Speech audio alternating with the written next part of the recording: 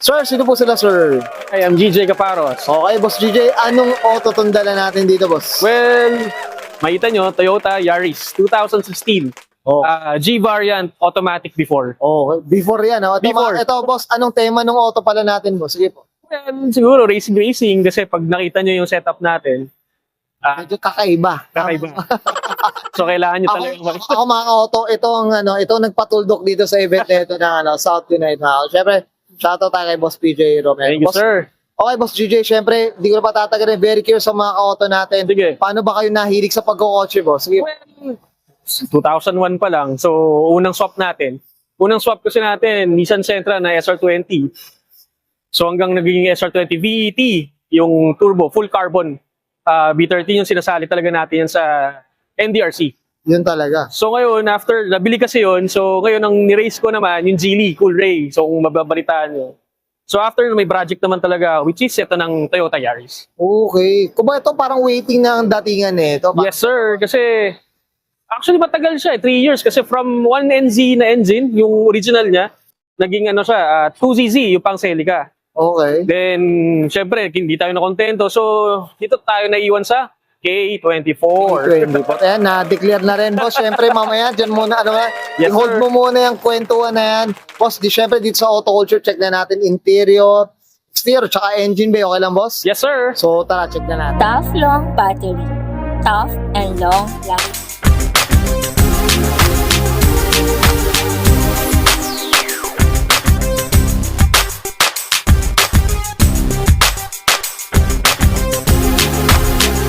Okay, usapang interior tayo. Boss GJ, anong meron dito, boss? Sige po. Well, basically stock. So, makita nyo, manual na, converted tayo. Kasi dati, Matic to eh. 1NZ Matic, di ba? So, ito pina-convert mo pa, boss? Oo. Conversion. Conversion. Kasi, sa 2ZZ pa lang, naka-swap, manual na talaga siya. Okay. So, 6-speed manual yun before. So, sakto lang, buti na lang, pumasok pa rin to sa key-swap natin. So, makikita nyo Baga wala ka nang, hindi mo na, nag-retain ka na dito. Oo, sir. Tapos, ayan, stock. Ang tinanggal ko lang yung interior kasi naka-fuel tech na siya. So, waiting pa tayo sa pinaka-panel niya. So, ito, air fuel. Ayan. So, fuel tech 450. Okay, ano. Ito, kumbaga maano pa. I'm sure, abangan pa natin to, mga tama ba, Boss DJ? Yes, sir. Okay.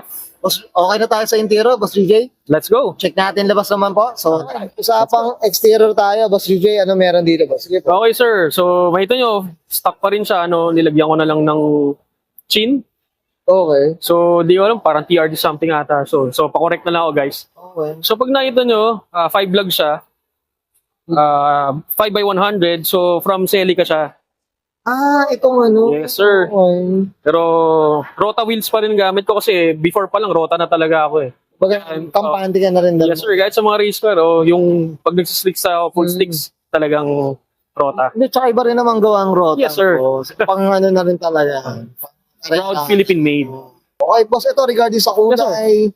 Ano ba siya? Stock color pa siya? Ano ba? Yes, sir. Stock color to. Ito talaga yung since day one. Ayan na talaga yung kulay niya. Metallic gray. Metallic gray. Ito, heavy tin talaga to. Boss, ano, no? Oo, may nag-sponsor niyan. Salamat kay Jay. Okay, sino bang ano natin Jay dyan? Velasquez.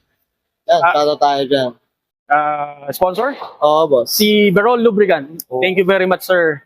Ito, boss, oh. Ayan, Yan yung livery niya. Kasi galing Germany. Yan, German brand tong ano. Yes, sir. Pero, ito, boss, regarding sa mga skirt, ano ba siya? Yan, nilagay ko na lang to. Ang di ko lang sure kung TRD siya eh. Pero, sabi ng mga tropa, yan.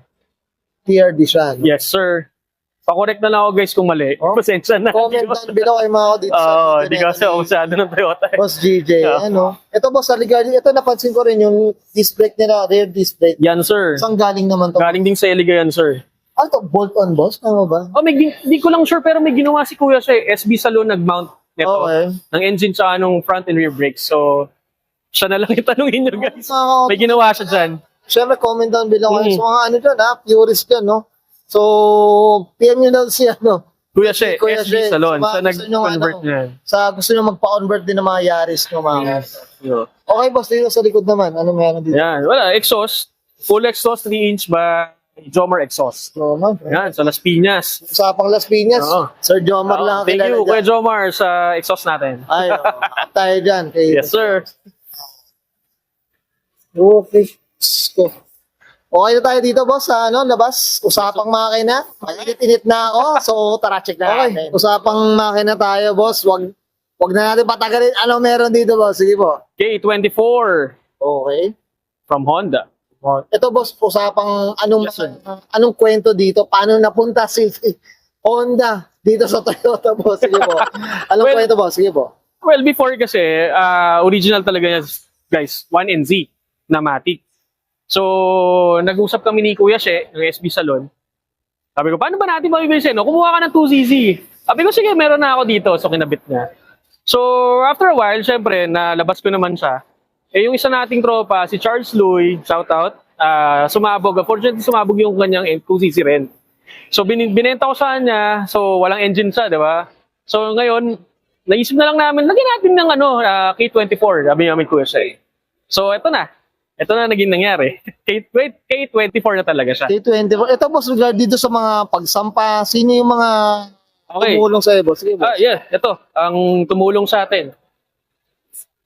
Okay. So, yeah. Ang tumulong sa atin sa magsampa, si SB Salon, yan. Okay. So, ang nag-build naman ito, which is Powerhouse, so siya nag-build ng internals, nagkabit ng lahat ng nakikita nyo dito. Hmm. So ngayon, ang nag-import sa atin, si AM Ward Racing, yan, mga parts galing sa kanya lahat yan. At ang exhaust natin, si Jomar Exhaust. Jomar, Yes, sir. So ito naman makikita nyo, yung mga kinabit, internal. Internet dito. Yan. So makikita nyo na yan. Grabe. Dito ko na nilagay para Branded lahat, mga kauto. Sana naman, Yes, sir. meron tayo dyan, ha? ubos na ubos tayo dito, sir. Pero ito, Yes, sir. Boss GJ, Yes, boss. bakit mo naisip na K24 ang ilagay dito? Ano ba, anong catch doon, boss? Sige, boss. Well, kasi una-una, unique siya eh. Although yung 2cc kasi, unique na rin siya, pero iba pa rin ang K-series eh. Iba Pag ba nakita mo, mas maganda ang torque niya. Siyempre, 2.4 liter, di ba? Okay. At saka yung lalo na yung mga accessible sa parts. Kaya pag nakita nyo, intake pa lang, skunk 2. Okay. Di ba? So, yung internals pa niya, RR4. Yung cams. Kumbaga, easy access ka, no? Yes, sir. Marami. Ito, boss, interest dun sa pagsampa ng makina, ano bang, naging mahirap ba? Ano bang kwento niyan, boss? Sige po. Well, sa totoo lang, ang nahirapan siguro siya sa alignment, tsaka siguro sa measurement, Okay. tsaka sa axle. Kasi si Kuya siya rin nag-convert yung axle para makapasok. Oo, kasi ang axle niya pang Toyota, tapos sabay Oo, makina, Toyota di ba? ginamit niya. Kasi Grabe, pag no? nakita nyo yung hub natin, yung brakes is from Celica Toyota. So siya na nag-convert niyan kung paano ipasok doon sa trani. Grabe talaga. Oo. Diyos ko, ako mismo, hindi ko yung alam mo yung talagang maraming computation, tama ba? Oo, Boss, sir. technical, tama ba? Natagalan sila dyan. Halos Natagalan mga talaga. 1 year din na tinapos. Sobrang hirap. No, boss, eto, may kabayo ba tayong estimate? Anong kabayo natin Target dito? namin ni Powerhouse, Kuya Asian, shout out. 300. Sana 300. 300. Kahit 280, masaya na kami. Okay na. At least medyo close, no? Close. Oo, Ganun. yeah. Pero ano yan, 280, 300 sa Blaze. Oo, So, although 1,000cc na yung injectors niya, pwede yung E85. Kaya sabi ko kasi Blaze tayo para hindi ganun kahirap yung yung fuel. Oo. Kasi alam natin, ang E85, Pasig pa yan. Kaya mahirap. Kumbaga, at least yung Blaze nandyan na, no? Yes, sir. Yan. Sa Petron yan, no? Tama. Oo, yes, sir. Okay, boss. Ayan. Sko. K24 mga to. Boss, ano ba, regarding gastos, boss, may magastos ba tayo dito? Oo, may estimate? Siguro mga 400. Siguro, safe na tayo. Grabe. Doon na lang tayo sa stock, boss. Hindi lang siguro 400 pwede na. Pero I doubt parang lumagpas pa. Grabe, no? Sko ako mga auto, sobrang na-excite ako dito. Dahil, ayun mga auto. K20 Honda. Cylinder head.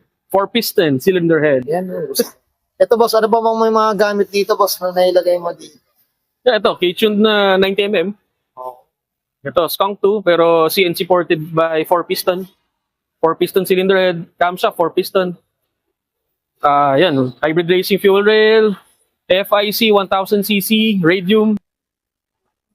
Ano ba ba? 4-1 headers, So, Ashport. So, okay na HMO. support daw, mga kauto. Ayan, Diyos ko. Urig, hashport. Diyos ko. Okay na. Boss GJ, okay na tayo sa makina, boss. Alright. Ayan, thank you. Guys, nakita natin interior exterior sa engine bay. Siyempre, usapang K24, nasa Yaris, mga kauto. So, Boss GJ, hindi na pa tatagalin. Shoutout na tayo, boss. Sige po. Shoutout sa mga kaibigan nyo sa Nissan Dirty South. Mga Nissan guys. Powerhouse, SB Salon, AMW Ward Racing. Yan, lalo na dito. Siya nag-import lahat to. Yan, Kuya Jomar.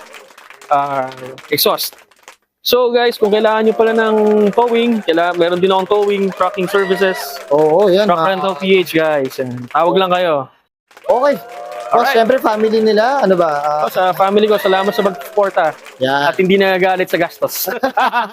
Sana all, Boss GJ, ha? Diyos ko, ha?